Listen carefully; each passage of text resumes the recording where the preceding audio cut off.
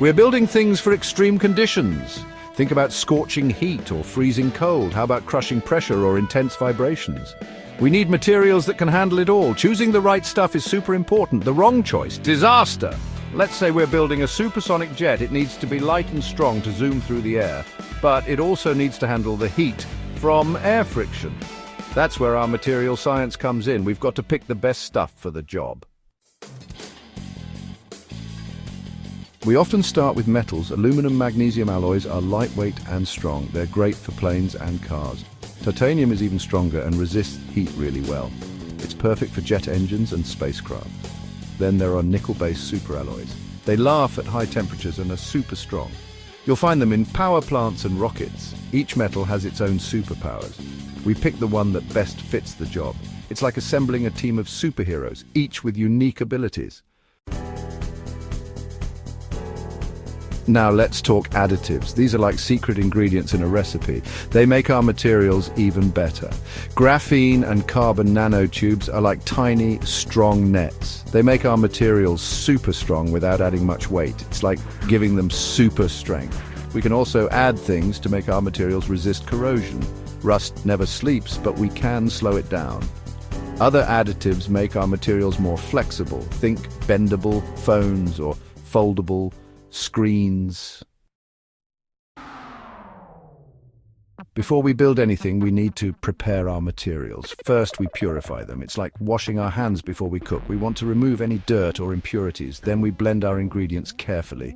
We use precise amounts to get the properties we need. It's like following a recipe, but for super materials. Section 5. Flowing upwards. Now here's where things get really cool. We use a process called vertical flow dynamics. Imagine a giant tube. We pour our molten material into the top. As it flows down, we can expand or compress it. This helps us control the material's structure and strength. It's like shaping dough, but with molten metal. Section 6. Carbon power. Remember those carbon nanotubes? We can inject them into the material during this process. The carbon atoms bond with the metal, making it even stronger. It's like giving our material a super strong skeleton. Section 7. Rubberizing for flexibility. Sometimes we need our materials to be flexible. That's where rubberization comes in. We add a thin layer of rubber to the material. This allows it to bend and flex without breaking. Think about it like putting a phone case on your phone. It protects it and makes it less likely to crack if you drop it. Section 8. Making it strong and shiny. Our material is almost ready. We use heat treatments to make it even stronger. It's like baking a cake to make it firm.